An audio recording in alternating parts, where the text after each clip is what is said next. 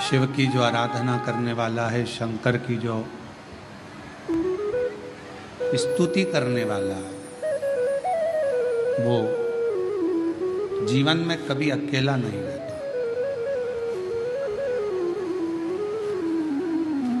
माँ के गर्भ में बच्चा आता है, गर्भ में जब बच्चा आता है उस समय से शिव उसकी धड़कन के रूप में उसके अंदर विराजमान हो जाता है।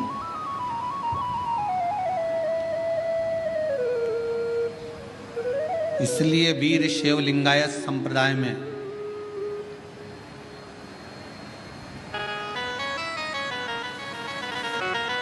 वीर शैव लिंगायत संप्रदाय के अंदर यह बात कही जाती है कि गर्भाधान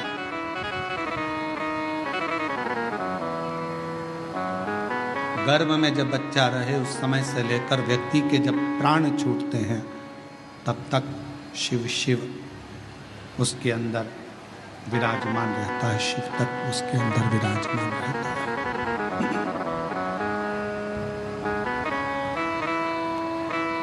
शिव उसके अंदर विराजमान।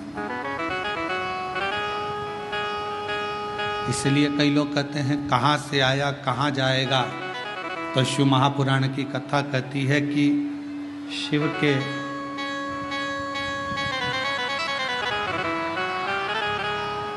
शिव महापुराण की कथा कहती है कि शिव के द्वार से आया और शिव के ही द्वार गया।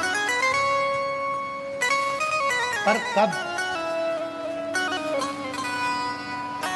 जब हमारा भरोसा श्रेष्ठ हो, जब हमारा विश्वास श्रेष्ठ हो।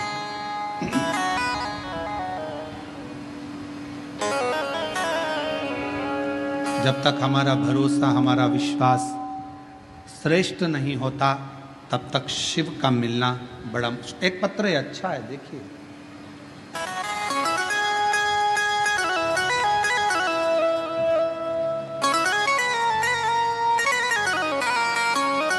मैं सारिका टेकड़ने मुरानी घर के बच्चों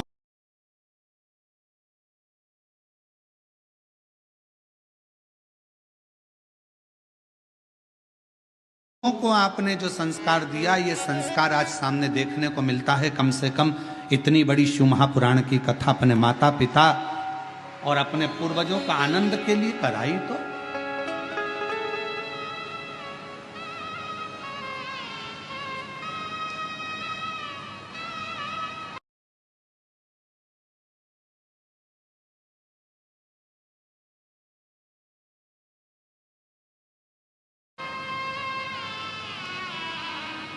नहीं तो आज के जमाने में बच्चे और शिवपुराण कराना, श्रीमद् भागवत कराना सरल है, रामायण कराना सरल है, पर शिवपुराण की कथा कराना सरल है।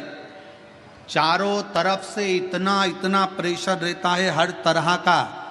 पानी गिर रहा है, कीचड़ हो गया, कहाँ बैठेंगे, क्या होगा, गाड़ी कहाँ से निकलेगी, उसका फल मिलेगा।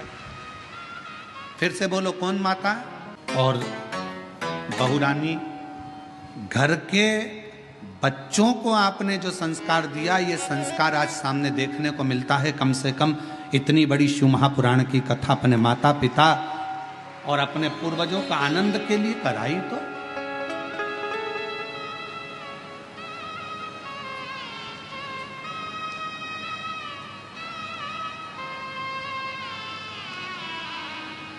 नहीं तो आज के जमाने में बच्चे और शिवपुराण कराना, श्रीमद् भागवत कराना सरल है, रामायण कराना सरल है, पर शिवपुराण की कथा कराना सरल है। चारों तरफ से इतना इतना प्रेशर रहता है, हर तरह का।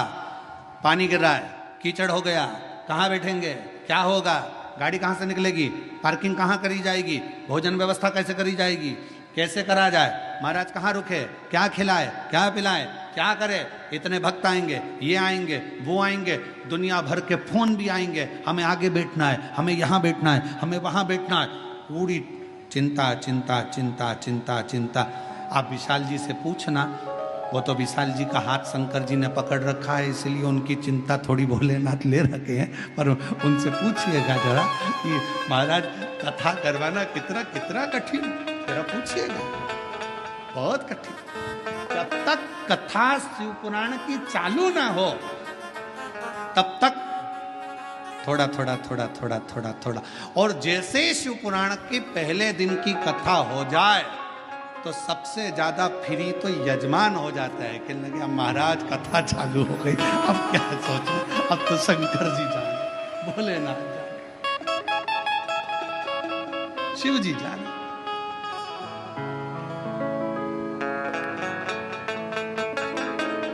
और हम तो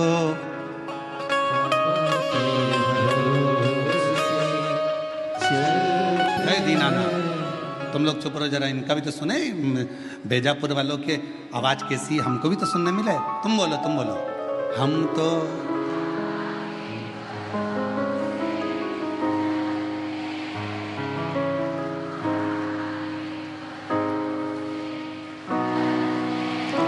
ये दुनिया वाले जलते हैं, ये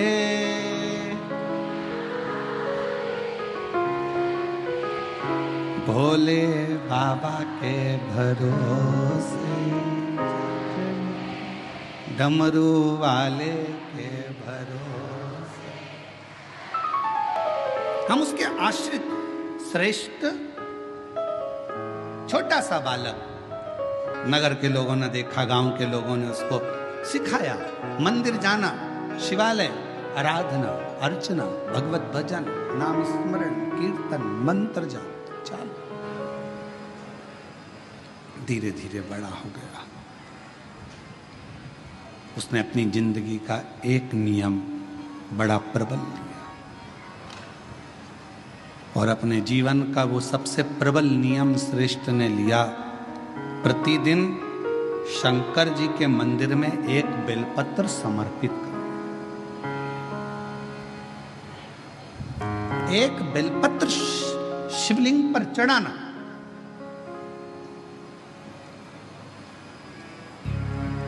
और होना चाहिए, जिंदगी का एक नियम आपके जीवन में होना चाहिए। हम तो आप लोगों से भी कहेंगे कोई बड़ा नियम नहीं ले सकते, तो एक नियम अपने जीवन में ले लो कि मैं सुबह उठते से ही सबसे पहले अपने मुख से श्री शिवाय नमस्तुभ्यं बोलूं।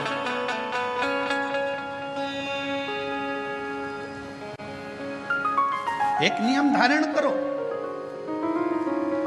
कोई सा भी नियम ले लो। हो सकता है बेलपत्र का आप नियम लो और गर्मी का समय हो और बेलपत्र नहीं मिले चढ़ाने के लिए, तो हो सकता है कि नियम में कुछ गड़बड़ हो जाए।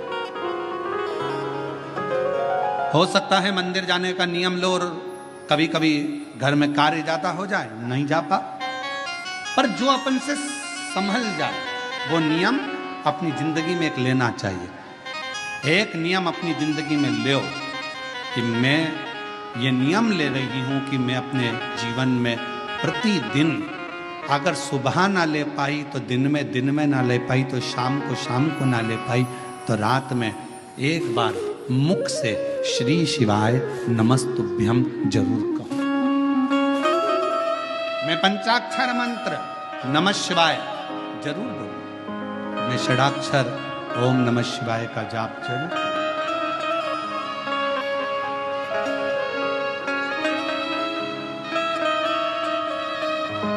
अपने भीतर उस नियम को धारो।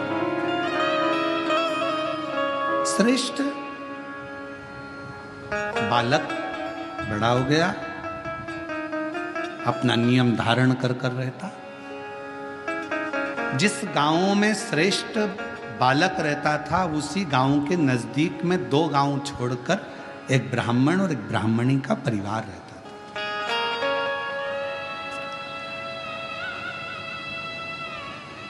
महाराज वो दोनों भगवान के बड़े उपासक थे, पर दोनों के घर में औलाद नहीं थी, संतान का सुख नहीं था।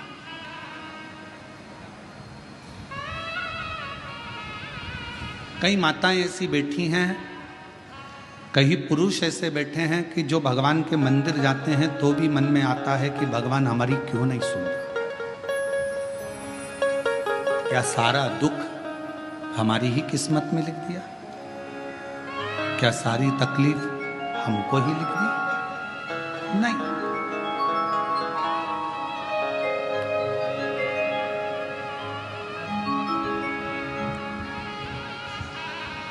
कभी ये विचार ना लाए, तेरे मंदिर में आना मेरा काम है और मेरी बिगड़ी बनाना तेरा। आप अपने मन में श्रेष्ठ विचार को लेकर आओ कि बाबा एक ना एक दिन अच्छा करेगा, एक ना एक दिन मेरे जीवन में सुख का पल आए। और फिर निवेदन करेंगे, आज से नवरात्रे प्रारंभ हुए हैं, 9 दिन तक, ये गुप्त नवरात्रे के 9 दिन, अगर आपको ऐसा लगता है कि शिवजी आप बाबा मेरी नहीं सुन रहा, बहुत संघर्ष का जीवन चल रहा है, बहुत परेशानी का जीवन चल रहा है, बहुत कष्ट का जीवन चल रहा है और कोई मंजिल, कोई राह, कोई मार्ग दिख ही नहीं रहा, तुम्हारा कैसा भी दुख है, जो आज गुप्त नवरात्रे प्रारंभ हुए हैं 26 तारीख से, 26 जून से, आज से 9 दिन तक का एक नियम ले लो गुप्त नवरात्रे में कि मुझे शिवजी के मंदिर में अशोक सुंदरी वाली जगह पर एक बेलपत्र माँ हेमवती माता के नाम से, कौन सी माता? हेमवती, माँ हेमवती के नाम से एक बेलपत्र अशोक सुंदरी वाली जगह पर समर्पित करूंगी। 9 दिन का एक नियम धारण करो और 12वें या 15वें दिन आप देखिए आपका जो दुख है मेरा बाबा उसको काट कर ही रहे।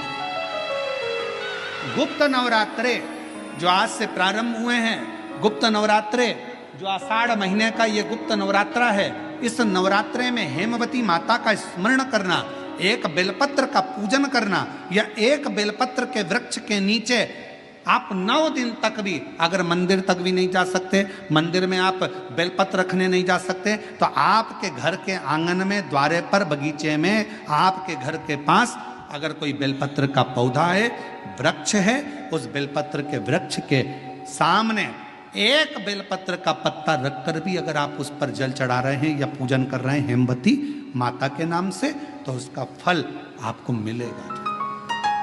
और मान लो बेलपत्र का वृक्ष भी नहीं है, हम मंदिर भी नहीं जा सकते, हम कहीं नहीं जा सकते, घर से बाहर कैसे निकलें? पानी तेज है, जलवृष्टि हो रही है, बहुत सा पानी है, तो क्या करें? अपने घर में जो शिवलिंग है, तुम्हारे घर में अगर जो शिवलिंग है, तुम्हारे घर में जो शिवलिंग विराजमान है, उसी शिवलिंग के साक्षी में, सम्मुख में भी अगर हेमवती माता का नाम लेकर अगर एक बेलपत्र समर्पित करोगे 9 दिवस तक, तो उसका फल मिलेगा जरूर, उसका फल मिलेगा। फिर से बोलो, कौन माता? हेमवती। कौन है ये? शिव महापुराण की कथा कहती है, जब माता पार्वती जी हिमालय राज के घर में प्रगटी और हिमालयों की कंदरा में बैठकर मां पार्वती जी तप साधना में लीन हुई, जितनी परीक्षा भगवान शंकर ले सकते थे, शिव जी ने सारी परीक्षा ली। ब्रह्मदेव परीक्षा लेने आए, भगवान नारायण परीक्षा लेने आए, इंद्रदेव आए, सप्तऋषि आए, सारे साधु संतों को परीक्षा लेने भेजा, पर मां उन परीक्षाओं में पास होती चली गई। तब भगवान शंकर ने दर्शन देकर कहा, पार्वती आज से तुम्हारा नाम हेमवती रहेगा। सुनो पार्वती,